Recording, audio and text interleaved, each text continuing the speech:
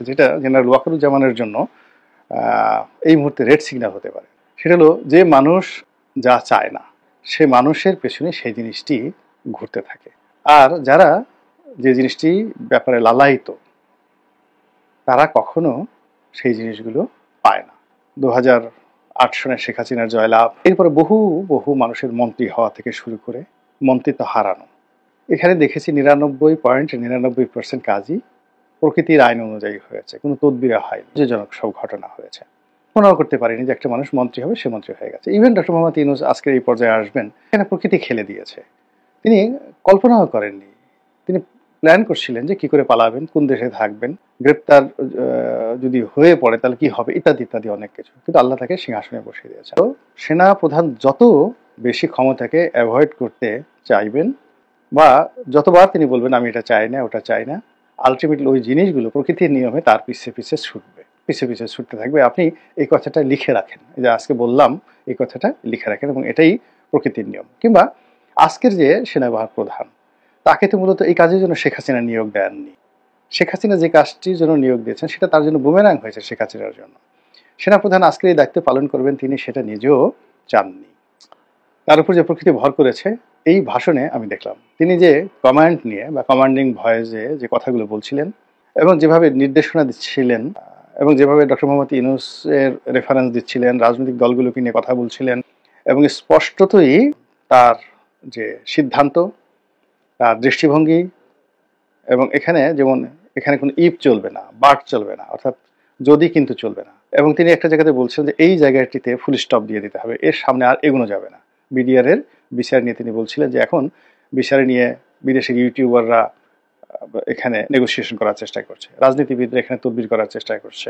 তো বিডিআর সদস্যরা যে নির্মম হত্যাকাণ্ড ঘটিয়েছে এবং সেনা সদস্যদেরকে মেরেছে, এই টোটাল প্রক্রিয়াটা এই জায়গাতেই ডট দিয়ে দেওয়ার জন্য তিনি যেভাবে নির্দেশনা দিয়েছেন, এটি গত 7 মাসে কখনো হয়নি।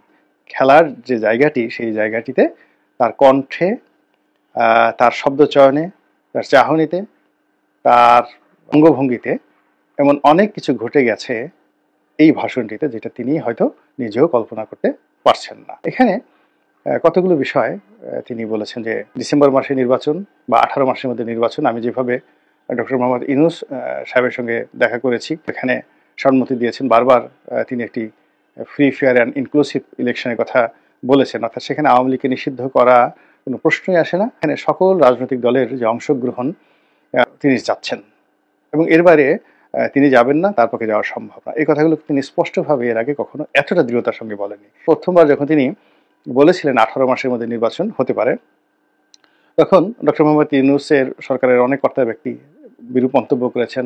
অনেকে তো পারলে এটা নিয়ে সেনাবাহিনীর প্রধানের যে চাকরি থেকে তাকে বাদ দিয়ে দেন। কিন্তু আজকের যে বক্তব্য, সেই বক্তব্যে মনে হলো যে তিনি যে কমান্ডিং ভয়ে যে তার ডিজায়ারের কথা বলছেন, সেই ডিজায়ারের মধ্যে তিনি স্পষ্ট বলে দিয়েছেন যে পুরো রাষ্ট্রের সকল ব্যবস্থা ভেঙে পড়েছে, রাজনীতিবিদরা হানাহানি করছে, মারামারি করছে, এবং তারা যদি এইভাবে করতে থাকে পুরো রাষ্ট্রের স্বাধীনতার সার্বভৌমত্ব ভেঙে পড়বে। আমার 30,000 সৈন্য মাঠে আছে, যেখানে পুলিশ 2.25 লক্ষ, সেখানে 30,000 সৈন্যবাহিনী কিছুই করতে পারবে না, তিনি স্পষ্টভাবে বলে দিয়েছেন। তো এই 30,000 সৈন্যবাহিনী এক গ্রুপ দায়িত্ব পালন করছে, তারা আবার নির্দিষ্ট দায়িত্ব পালন করে ক্যান্টনমেন্টে ফিরে আসছে, আবার অন্য গ্রুপ সেখানে যাচ্ছে। এই ঝামেলা কেন সেনাবাহিনী নিতে যাবে? ব্যাপারে তিনি তার যে বিরক্তি, তিনি কোনো রকম যাকে বলা হয় রাগ ঢাক না করে স্পষ্টতভাবেই রাজনৈতিক দলগুলোর প্রতি চ্যালেঞ্জ ছুড়ে দিয়েছেন। এবং এখানে নির্বাচন নিয়ে, রাজনৈতিক দলগুলোর মারামারি হানাহানি নিয়ে, আইন শৃঙ্খলা নিয়ে তিনি যে একেবারে অকপটে অনেক কথাগুলো বলেছেন। এবং কেন এই অপরাধ হচ্ছে, এই অপরাধ হওয়ার জন্য অপরাধীরা কেন এই সময়টিকে বেছে নিয়েছে, কেন এটাকে স্বর্গোদ্যান মনে করছে, অপরাধের স্বর্গ রাজ্য মনে করছে, সেটারও তিনি ইঙ্গিত দিয়েছেন যে আপনারা মারামারি করবেন, কাটাকাটি করবেন, নিজেরা চাঁদাবাজি করবেন, একে অপরের 14 গোষ্ঠী উদ্ধার করবেন, আর এই সময়টাতে ছিনতাইকারী, ডাকাত, রাহাজানি, ধর্ষক যারা রয়েছেন তারা আঙ্গুল চুষবেন, এটা হয় না। ভাষা এটা বলে না, অপরাধ বিজ্ঞানের ভাষা এটা বলে না, সে কথা তিনি স্পষ্টভাবে বলে দিয়েছেন। এবং স্পষ্টতই এই সময়টাতে বাংলাদেশের বিভিন্ন যে সকল আন্ডারওয়ার্ল্ডের কর্মকাণ্ড চলছে, সামাজিক মাধ্যম, গণমাধ্যম, তারপর বিদেশি চক্র, দেশি চক্র, রাজনৈতিক চক্র, কুচক্র, বিভিন্ন বুদ্ধিজীবী, তথাকথিত বুদ্ধিজীবী, তারপরে যাকে বলা হয় বিভিন্ন ধর্মের নাম ব্যবহারকারী, বিভিন্ন ধর্মীয় বক্তা, ভণ্ড পীর, সবাই যার যার অবস্থা থেকে যে যেভাবে পারছে, ওয়াজ হোক, বক্তব্য হোক, গান হোক, বাজনা হোক, বিশৃঙ্খলা তৈরি করে ফেলেছে। এই বিশৃঙ্খলা যে তাকে উত্তেজিত করে ফেলেছে, এই বিশৃঙ্খলা যে তাকে কঠোর করে ফেলেছে, এই বিশৃঙ্খলা যে তাকে দৃঢ়তা দিয়েছে, এটা এই বক্তব্যে আমরা বুঝতে পারলাম। এবং তিনি যে সতর্কবার্তা দিয়েছেন, আমার ক্ষুদ্র অভিজ্ঞতা নিয়ে আমি বলতে পারি তার সেই সতর্কবাণী কেউ শুনবেন না।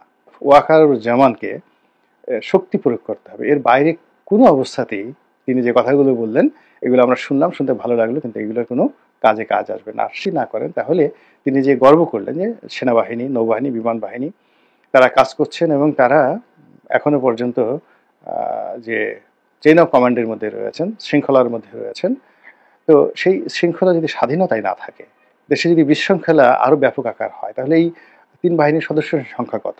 সকলে 2 লাখ। 2 লাখ মানুষ তো চেন অফ কমান্ডে থাকতে পারবে না। এমনকি তারা মানে ক্যান্টনমেন্টের মধ্যে যদি দরজা বন্ধ করে নিজের এলাকাতে সমস্ত কামান, বন্দুক, তারপরে শস্য, এন্টি মিসাইল, সে যাকে বলা হয় এয়ারক্রাফট মিসাইল, যে সকল মারণাস্ত্র রয়েছে সেগুলো যদি চারিদিকে তাক করে রাখেন, তবুও তারা রক্ষা পাবেন না। এর কারণ হলো সবচেয়ে ইফেক্টিভ, মধ্যপ্রাচ্যের ইফেক্টিভ বাহিনী ছিল সাদ্দামের রিপাবলিকান গার্ড। 10 লাখের ছোট্ট একটা দেশ ইরাক, সেখানে 10 লাখ সেনাবাহিনী ছিল এবং এর একটা বিরাট অংশ ছিল রিপাবলিকান গার্ড। দুর্ধর্ষ সেই রিপাবলিকান গার্ড সম্পূর্ণ কিন্তু ভ্যানিশ হয়ে গেছিল এবং সেই রিপাবলিকান গার্ডদের দিয়েই কিন্তু আইএস তৈরি করা হয়েছে আমেরিকা এবং ইসরায়েলের মদদে।